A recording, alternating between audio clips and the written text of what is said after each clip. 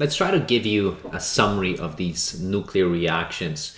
When you walk into physics and you do study kind of nuclear reactions, so radioactivity, for example, you're going to be running into these concepts, and you're going to be having to try to kind of figure out what the actual reaction looks like for alpha decay, for beta decay, so both for negative and positive, for example, also for electron capture, which is on beta decay as well, and then gamma decay. So I just want to do a walkthrough. I also want to give you a summary of all of these.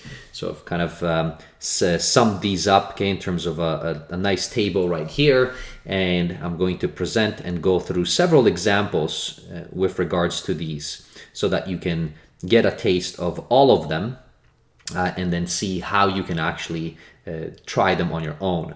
So if you think about nuclear reactions, so in general, so this is the process where the nucleus itself of an atom and may change. Now, typically it's kind of a radioisotope, so it's not very stable, and therefore we have these nuclear reactions taking place. Now, when does that happen? Typically that happens if the electrostatic force kind of wins over the nuclear forces that are present, okay, within the nucleus. And then we have this decay occurring, or this change occurring. Or in other words, sometimes the nuclear forces, especially when you have quite a lot of neutrons in there, are not very stable. So you have these things occurring. Now, nuclear reactions are different than chemical reactions. So nuclear reactions, you typically will get a parent reactant, and then you'll have a daughter kind of product, okay, as a byproduct that comes out, which does not happen in chemical reactions. Right? So I don't talk about chemical reactions here at all. Here I just do talk about, okay, kind of the different types of the decays that can occur. So what are they? Well, so if you take a look in here, so in terms of the alpha decay, which is the first one that we want to be able to discuss. So in alpha decay, if you do take one particular atom, so some kind of an isotope within it, so I'm going to designate these isotopes now here just in general, so I'm going to just kind of blow this up. So we have our or at least we are starting with, so this is on our reactant side, and what you see here, so the A just means this is the atomic mass, okay, which is going to be up on top there, and this is going to be the atomic number, okay, which is designated with the Z, okay, or the Z. And now what happens is in alpha decay, you actually have an emission, okay, of an alpha particle, which kind of gets thrown out of the nucleus. So now this emission, okay, of this alpha particle is nothing else, okay, if you take a look at it, it's just simply helium. So within here, so as you are looking, okay, at this, this is what gets emitted. This is your alpha particle that you have. And now if this gets emitted from the actual, okay, isotope over here, so if this gets shut out here, so that means your original, okay, which is known as your parent nuclide or parent atom or parent isotope, okay, that you have. So your parent is going to lose, okay, so as you can see here, so it's going to lose 4 items, okay, out of its nucleus. Now 2 of those items are protons, which are gone. So therefore your, as you can see there, the atomic number is going to get reduced by 2 because 2 protons are shut out. And also 2 neutrons are shut out. So 2 plus 2 is 4, and therefore that decreases your atomic mass, okay, by 4. So this is what happens in alpha decay. Now let's take a look at an example instead of just looking at an actual formula, although this formula is very useful. So if I take a look here, okay, so here's an alpha decay example that I have for you. So this is my alpha decay, okay, this is curium, so right there, and it's 248, and this is the isotope, okay, that we have. Now, if I'm going to translate this back, so if I'm going to be writing it out in full, so I'm going to have Cm, all right, okay, so this is what we have now. Curium is 96, so this is your Z or your Z, so this is the atomic number that you have. And now if we want to be able to figure out, okay, within here, so up on top, okay, so as you're going through, so within, let me just hide this calculator out. So this is 248, all right? So this is my atomic mass. And now, so this is going to be my parent, okay? So this is the parent, okay, nuclide that I have, or the parent atom that I have. And it's going to, so now this is my Y in that equation. So what's going to happen? Well, so what's going to happen is that this 96, okay, that I will have is going to lose 2 protons in alpha decay. Now, where do those 2 protons go? Well, it's because the helium, okay, gets shut out there, okay, and it has an atomic mass of 4, right? So this is one of the items. So this is the alpha particle that we call. And therefore, that loss so means that the curium is, instead of having an atomic number of 96, it's going to have an atomic number of 94. And on the other side, so this right here, so it's going to lose, okay, as you can see there, so it's going to lose 4 of these. So this now all of a sudden is going to become 244. Now, of course, you know, what is this, right? So, well, if it's lost, okay, 2, in terms of its atomic number, it's not going to be the same element anymore. It's something different. So I'm going to kind of pull back up here. So, you know, within, I don't memorize these things at all. So as you're going through in here. So if you take a look, so I'm going to just zoom in here on this. So you can see there. So here's 96. Here's my curium, okay, and then it gets shut out. So it loses 2. So now it's, okay, plutonium. So this is Pu, okay, that I will have. So I'm using this periodic table, okay, so from the American Chemical Society, and you can certainly take a look, okay, if you like, right there. So, and sorry, so within here, so we're just plutonium. So let's write that in here. So it's not a question mark. All right, so maybe I'll change it in terms of color as well. So this is plutonium, okay, that I would have in here. And that is your actual equation. So this is the nuclear reaction that we would have, okay, so for this particular, okay, radioisotope, right? So that's the first one. That's alpha decay. All right, so now let's move over to beta decay. Now, beta decay, interestingly enough, has 3 things happening. It has, so right here, it either has a beta negative decay, and what happens here is that there is a loss of an electron, okay, so within, so as you can see there, so here's an electron, and that electron, okay, gets emitted, and the emission comes from the fact that the neutron, okay, is changed into a proton, okay, and therefore it emits an extra electrons, and this is called beta negative, and negative because of the electron, right? So this is one of the things that happens. Now, if I zoom in here, so what you will notice is, so again, if you take the parent right here, as we did with the alpha decay, then if the neutron is changed into a proton, well, then what you will notice is that, well, that means that my atomic, okay, so my atomic number is going to go up by 1 because the neutron now changes into a proton. There is no change here, so as you can see there, to the atomic mass. So the atomic mass is always the summation between all the protons and the neutrons you have. So just because your neutron changes to a proton, it doesn't change the atomic mass at all. So that emission, okay, right here is just basically the electron, which gets fired off, okay, from there. So let's take a look now at how that would work, okay? So we're going to get, okay, an extra item in terms of protons in here. So here is beta negative decay, and so I put here an isotope of gold, so gold 198 in terms of this. All right, so how is this going to work? All right, so in terms of gold, so I have AKU. Notice that this is 79 on the atomic number, and I have 198, right? So within here, so this is going to now get the beta decay, and this is the negative beta decay. So the first thing that I like to do is, because of the beta decay, I just kind of remind myself, all right, so the electron gets shut out. Now you can write the electron in many different ways. Now, what else happens?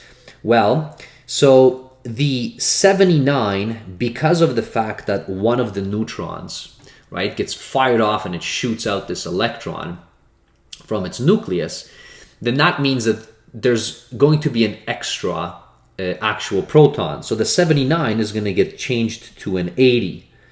Now, again, it does not change in here, so my atomic mass is going to stay the same. Now I have to take a look, okay, so what is 80? So I'm going to go back into my periodic table. So, you know, I kind of will zoom in here, okay, on the gold. So you see there, and notice that it's going to turn into mercury, right? So it's going to go one up there.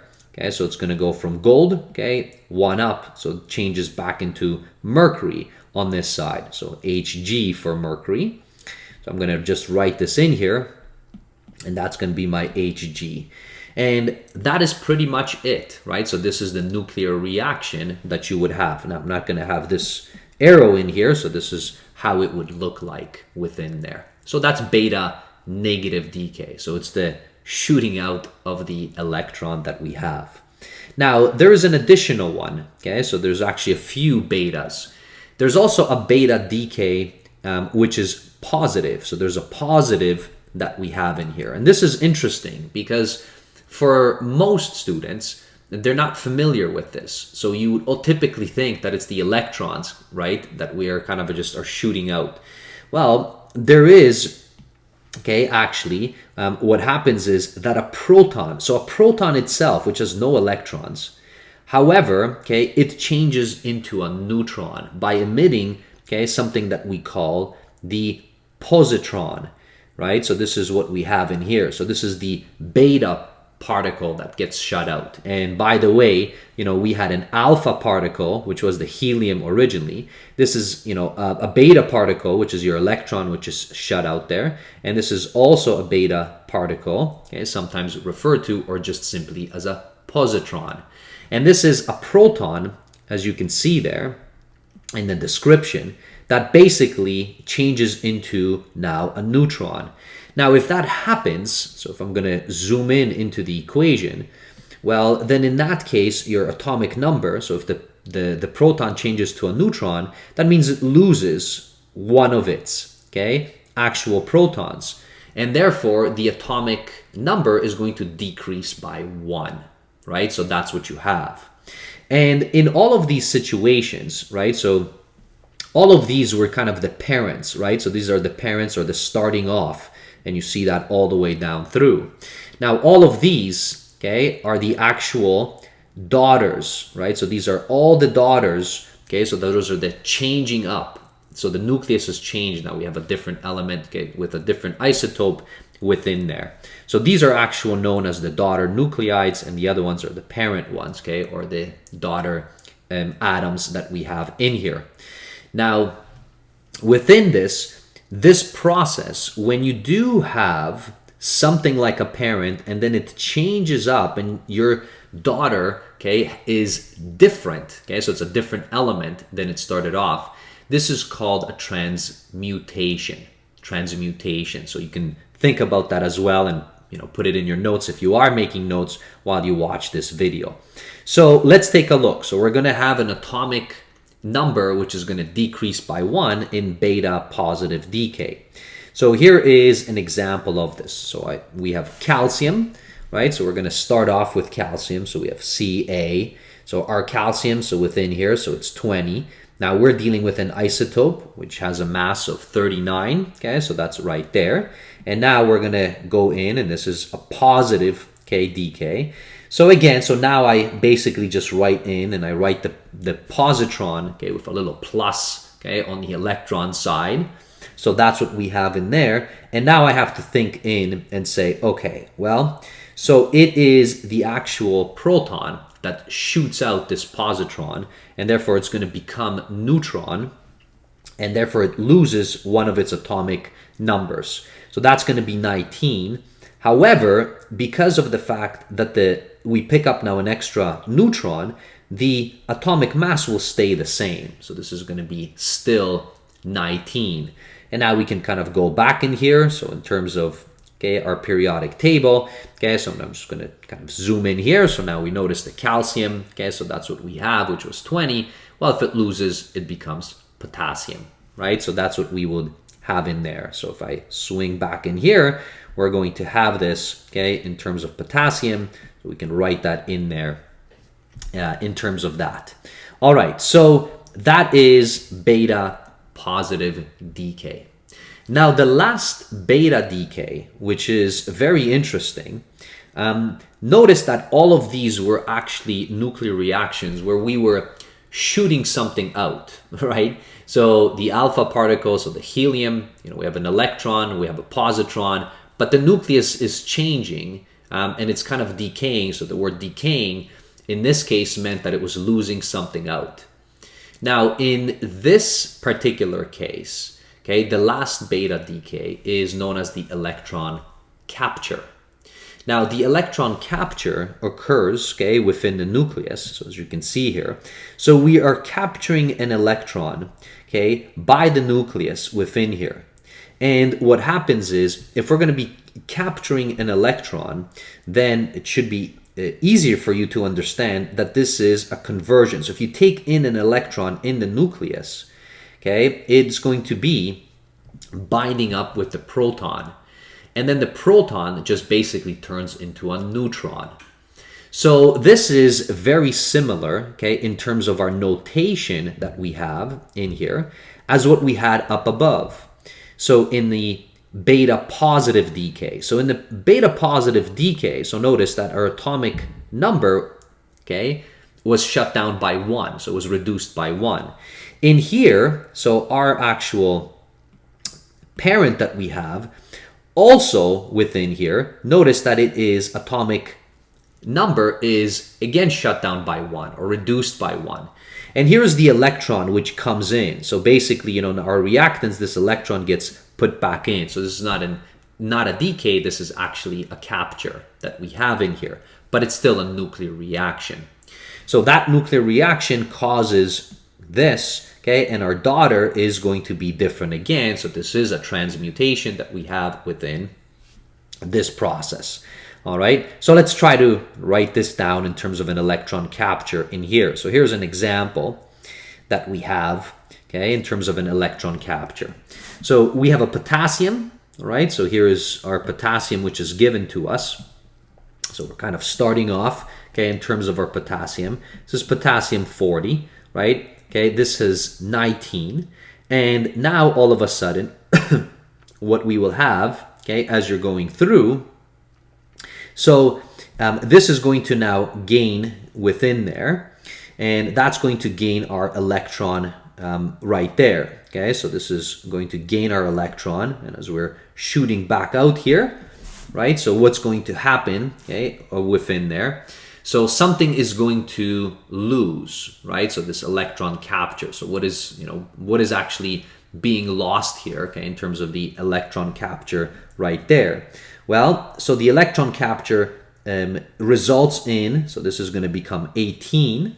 Now the actual mass stays the same, right? And then there is nothing else. So now if I go back in here on the 18 side, so here's my potassium, which is 19, okay? And then, okay, so what's going to happen, 18, so we have argon right there, which is Ar. So I'm going to just put this in here, okay? And this is what we have right there.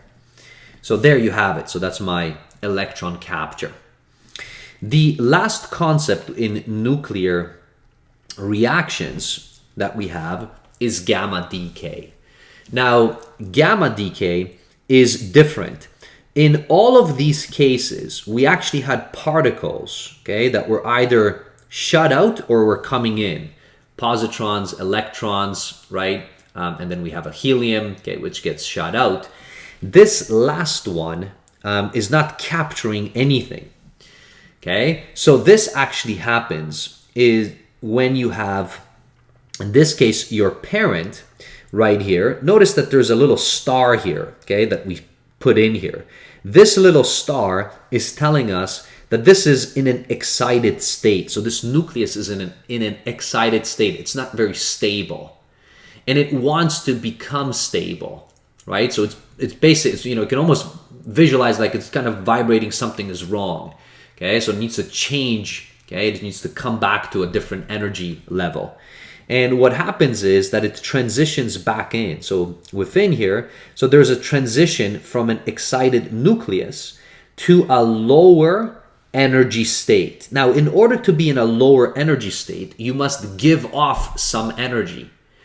Now, this is really interesting in nuclear reactions. How is this energy given off? Well, it's given off by this amazing thing, which is known as a gamma ray, okay, which is also known as a photon. So it's an electromagnetic wave which gets shut out and it gets transferred in. And we designate this with a gamma. So this is the symbol gamma right there that we have. And there is no change here at all. So there's no change, okay, notice between these. It just means it goes from an excited state to a lower energy state, and it's much more stable now. Okay, so that's what actually happens. And it just shoots this thing out so that it can stay in and become stable, right? So as an isotope itself. So within this place, okay, so what we're going to do is I'm going to give you an example like this. Notice, this is hydrogen 3s or tritium, okay, that we would have. Now this, okay, item, we're going to first actually go through a negative, okay, or beta negative decay. And this is what happens often with these nuclear reactions. So when they do go through a particular decay state, so like beta or alpha, okay, the resulting item might be still in an excited state, and then it gives off afterwards an additional gamma ray or a photon which gets shot out.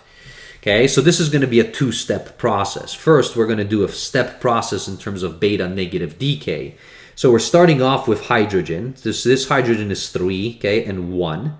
Now, if you recall, so if you're going to be going through this, okay, this negative means that an electron gets shut out, right? So within there.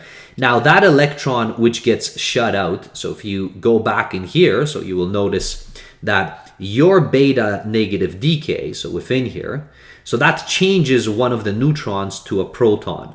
So the protons go up by 1, okay, so within here. So that means, okay, as a result, so this is going to go up by 1, this is going to still stay as a 3, but now 2, so this is nothing else but helium, okay, that it changes to.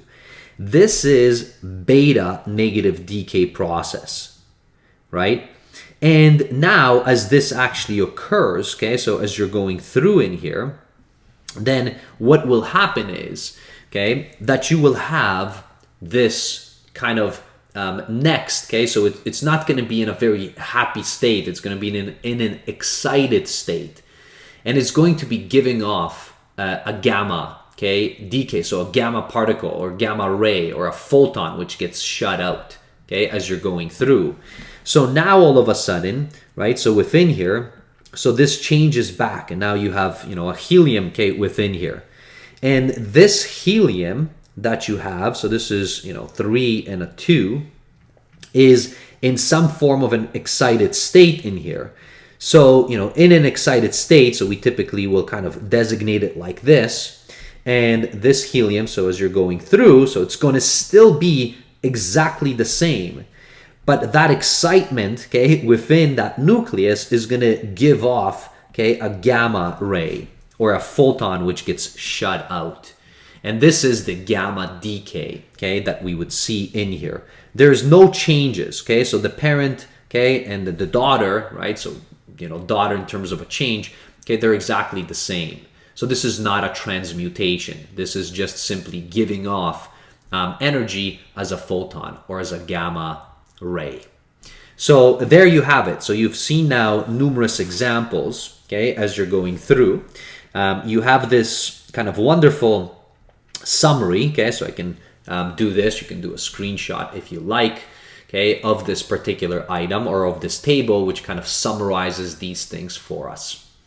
All right, so that is it for this video. Thank you for watching. I hope that you found this useful. Bye, everybody.